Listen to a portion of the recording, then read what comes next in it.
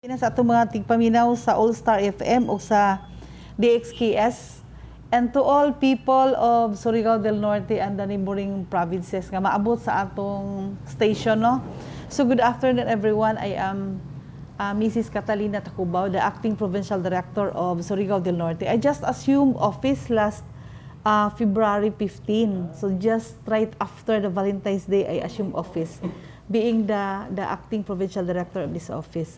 So, for this time, we have several programs ang atong ipadagan sa TESDA.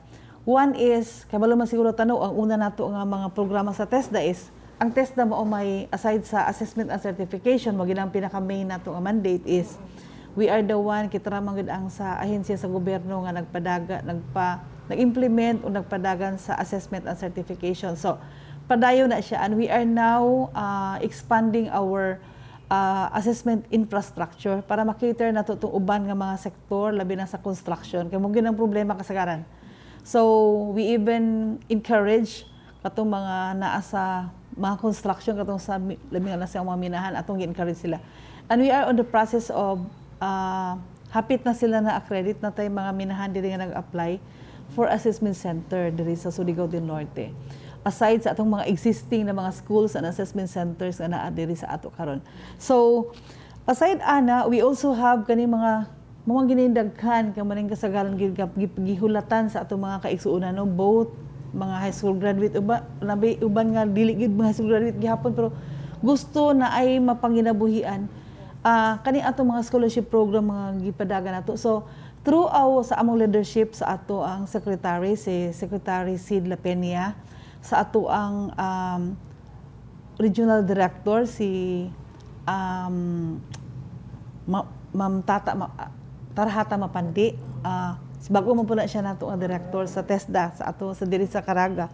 Daghang tag mga scholarship program karon. First, ang natay scholarship para sa diploma programs. For Surigao del Norte, daghang ta og mga eskwelahan nga nag-offer diploma programs. We have SEC, we have Surigao Doctors College, we have St. Paul, we have Surigao del Norte College of Agriculture and Technology, kanang ato gid nga administered school sa TESDA ang isingkat. We also have BGFC diri sa Bocas Grande Island, and we have SEET kining sa Siargao Island Institute of Technology diri sa Dapa. So daghang ta ana. And those are different. Unsay nakalahi aning sa atong diploma programs. This diploma programs is katong mga 3-year diploma program. Nakalain-lain ni siya, no, na atay. For example, di man ako may memorya tanan. So we have, for example, kaning sa diploma in information technology. We have diploma in hotel and restaurant technology, mga ingana. So sa agriculture related, kaning sa isingkat, we have diploma in agriculture technology sa DAT. So, after 3 years, pag mo-proceed ang bata para mo-proceed siya sa degree program, usually 1 year na lang. But, unsay nakaayo anak niya, pag-graduate sa bata sa 3-year diploma program, naana siya 12 ka mga ato nang sa iyang kasagaran sa kanang mga curriculum nila is nanay 12 anak ka mga resultant among tawag. Meaning, nana sila mga 12 ka NCs. Pinaka-kuha na siya, mga NC sa requirement man na siya. So, dili magaling NC, kanang may isa walay mga assessment, labi na itong mga higher nga kanang kuan. So, kung wala manggaling, at least nakaagi na sila mga institutional assessment. So, daghan kaayo nga mga makatunan sa bata. Kaya usahay manggod ang mahitabo is we have professionals, engineers, mga unsa pang mga professions. They come back after college, they enroll to TESDA para makakuha lang og NC or national certificate. So this one is very good kanang kuan gid siya kay this is another window kay right after while they are taking up their diploma program na sila makabalan. So they can even support themselves if kanang kailangan gid nila, di ba? Kay naman sila, for example, if they will drop kayo naman sila mabalan na, so they can be employed kana naman sila mga NCs. Oh. Aside sa diploma programs, we also have diploma programs or scholarship under the Training for Work Scholarship Program. The Training for Work Scholarship Program is katong mga programa ni para sa mga high school graduate and other katong mga professionals sa gusto mag-retool gilink po din nato siya sa mga gilink nato siya into employment. So ang entry requirement niya ani is dapat 18 years old and above. Kay ang gitan-aw man or gilantaw sa gobyerno ani is dapat siya right after sa training ma-employ siya. Ma-employ siya. So munang gitawag nato training for work scholarship program. And we also have a scholarship program under sa kanang STEP or a special training for employment program. Ang mga entry requirement anak masig dili makahuman og high school katong mga wala na human pwede siya. But usually these are the programs nga gihatag sa atong mga congressional representatives like kaning sa District 1 ana sa ato karon District 1 sa kang Congressman Bingo Matugas. Na siya. So muna siya ang mga programs. And we also have kaning gitawag nato nga PESFA or private education, private education, support, financial assistance, student financial assistance. So, private education, student financial assistance or PESFA. So, kani siya is katong mga nahuman po ni og graduate, nahuman og high school. So, for katong daan nga mga curriculum, katong nahuman og high school sa una, katong mga fourth year, ug karon katong nahuman pud og senior high. So, kana siya. So, naapo na siya mo ang mga finance scholarship window po natong atong gihatag dito sa mga private schools. Wala na siya sa public schools. So, private schools na siya. So, kana siya ang mga benefits niya daghan pod. So, unsa may mga benefits sa mga scholars nato? Murag wa lagi panahon nga maingon nga di na mo eskwela kay walay pamiliti. Ang atong mga scholars makakuha sila og 160 pesos per day. Naa sila'y accident insurance coverage for 1 year. So, sa diploma nato, karong ngayon kuan sila i-insure sila pagkasunod na tuig. Insure na ba kay 1 year man ang coverage. So, katong sa mga short term nato even katong mga mo eskwela lang o mga pila ka adlaw, mga pila ka buwan lang. 1 year gid gihapon ang coverage kay ato man lang gi-insure sa GSIS. So, kana siya no. Then we have natay for PESFA na sila book allowance na aday yun sila allowance for PPE kanang pangpalitan tong mga mask. So wag sila panahon maato sa eskwelahan nga wala sila mga face mask, wala sila mga face shield. And not pod sila internet allowance nga makuha.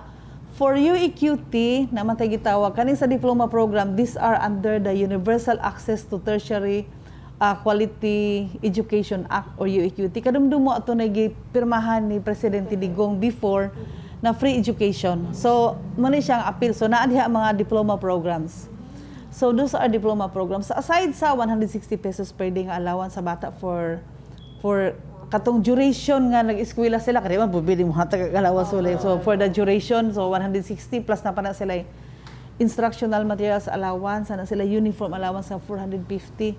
So, murag dili na gid siya kaayo problema sa ginikanan. Ang kuan lang nato gid, ang amo lang yung gihangyo pag katong mga scholars ka ayuho nila because these are the investment of the government para sa mga ilang para makahuman gid ta og eskwela no. So, ingana siya sa ato siguro amot sa inyo siguro mga manghud naman mo. Sa among panahon wala man kay mga scholarship ana we only have before katong sa Cocofe scholarship kay recipient man pod ko pero dili ingon anak ka bunggang-bungga ang mga allowances nga naa gyud daghan. So ing ana siya ang mga kuan nato. Another is we also have this program under the NTF LCAC. Kaning so for kuan man gud siya for Surigao del Norte alone out of the 300 plus barangays, 300 barangays. There are 49 barangays nga 49 ani ang priority barangay nato nga gi-identify under sa EU 70 o Executive Order number 70. So kani siya na pud sila mga scholarship nga atong gipanghat mga programs ani mo nang gitutukan po nato karon. Mo nang gikabisihan na dato. We even go as far as the pinakasulok-sulukan. The other week I've been to Felda mismo ni ato gid mi dito we've been to Budlingin kanang layo ni. And we have mga ongoing programs na like sa katong sa Lasikam naamtay ongoing nga programs niya. So priority na nato siya and we have different programs all over the province of Surigao del Norte. And later amo na pong tutukan ang katong mga training na po sa kada mga munisipyo. And we are even tapping the help of our community training and employment coordinators sa kada munisipyo. And we are so glad, they are so active. So aktibo gyud sila. Kay usay manggudi na to makita kung di man namo kaya gyud nga kami lang without the partners. So pangyayo gid man. We are so lucky here in Surigao del Norte ang atong mga local chief executive from the province down to sa pinakaubos no. Supportive good sila pod sa programs nato sa TESDA. So mura nang akong being a new leader sa TESDA Surigao del Norte, mupod nang usa nga amo nakita nga kanang maayo kaayo namo nga kuan diri because we have partners and even kay mga Chamber of Commerce, mga partners ato nga mga aktibo and even mga NGOs. Makita namo na sa amo mga programa labi na ning sa PRLEC nato or kaysa EO70 manggod there were kuan na siya. Dusi man na siya ka line of efforts. One of the line of effort is atong gitawag kaning Poverty Reduction Livelihood Employment Cluster or PRLEC. So ang PRLEC is headed by TESDA. So mo ni siya sa livelihood manggod na siya. Man ang mga programs nato katong sa mga priority barangays nato. Muna gitawag ma'am na kanang sa mga munisipyo, di ba? Lalo na sa LCAC, pag-lapag ka ng community retold program. O, kuan na siya, katong mga retold program, itong sa una ilang ipang kuan, tapos ang mga result na rin, manang ipang-identify na nila ang mga barangays together with the EFP. So, mo na siya nga atong gitutukan balik. Ang trust magud karon sa atong under sa atong presidente is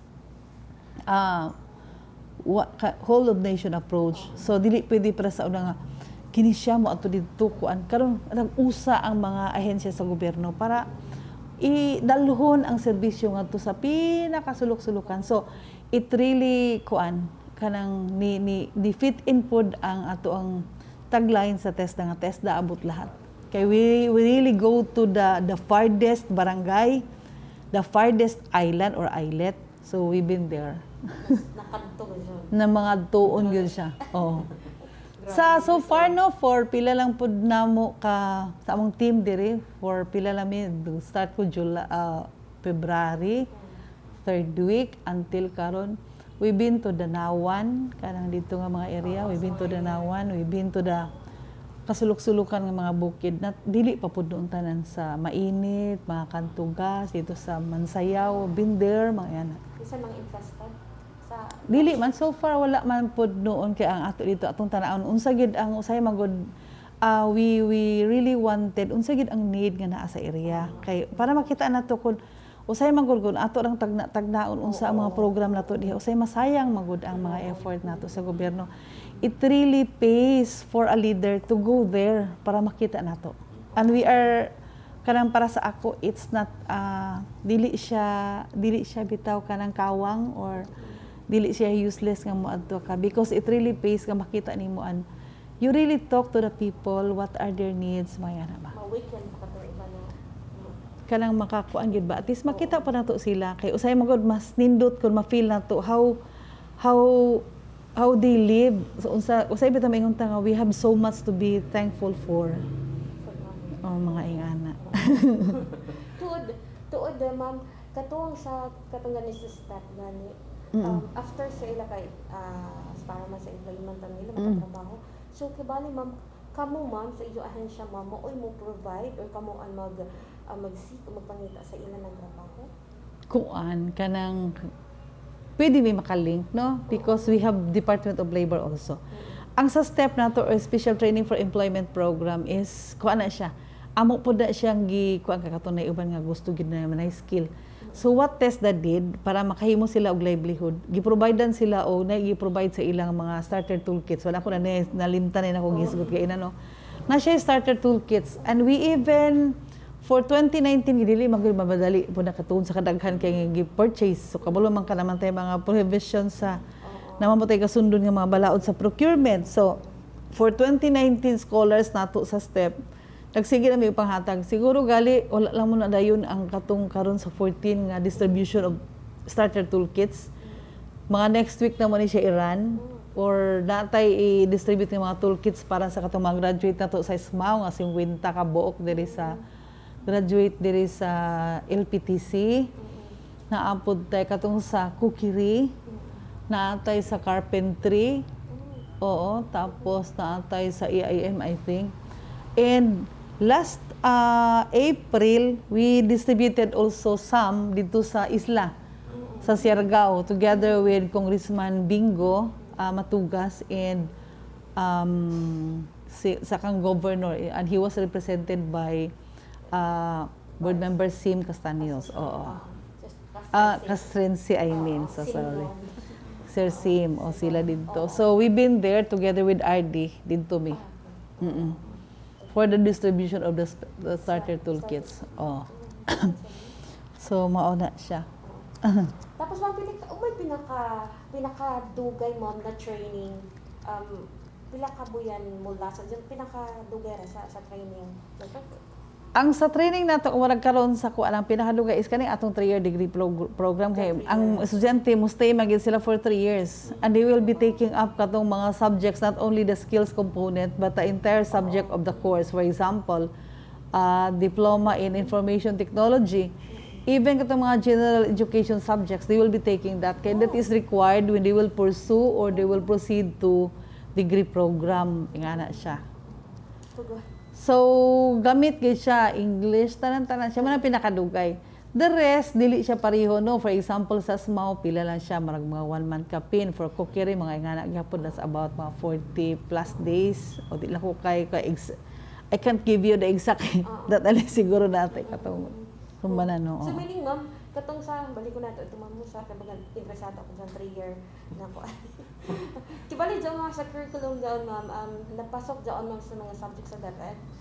Dili sa DepEd. It's katong sa college nila, for example, namaguna sila naatay, for example, diri sa na mga programs nato nga na ilang mga criminology, BS in criminology pod. So, na sila yung mga kuan pod nga na ilang diploma usually is diploma in public safety technology. So, mo relate siya.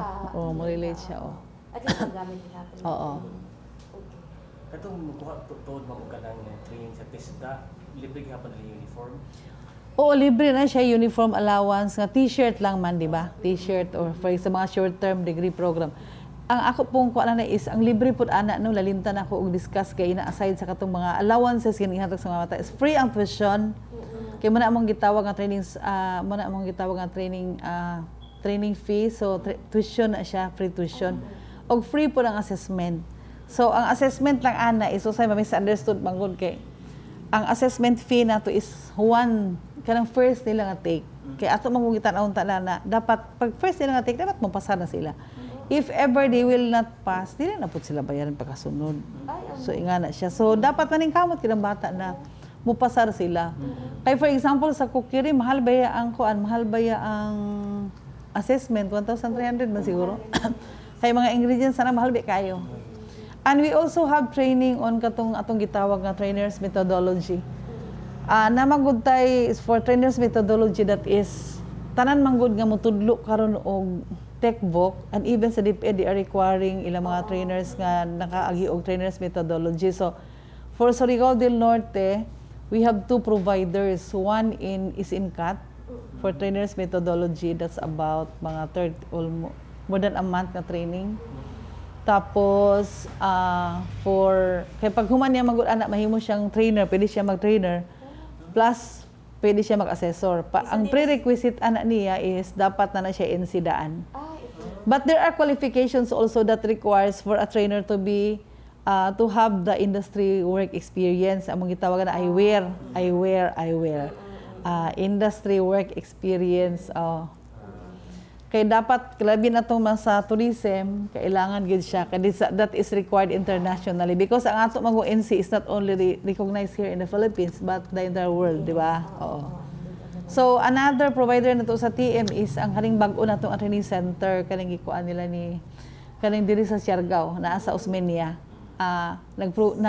Register na po sila karon for TM. Kay it so happened also the administrator there is one of the lead trainers nato sa TM1 and TM2.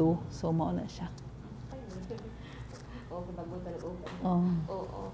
Sanan ma'am, ang katong gani ma'am na mention mo itong gani sa ato sa insurance ba to? Oo. Sa insurance. So, kibali ma'am, coverage ato ni is 1 year ma'am. Mm-mm. Kibali after nan 1 year kini mo graduate naman sa isang country, 3 months ra siya.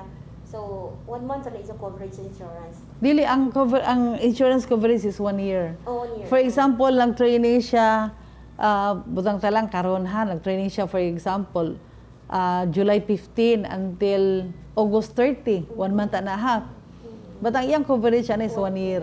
Accident insurance. Accident, If ever whatever happens, so let's keep our fingers crossed no nga dili lang gid din taon pod.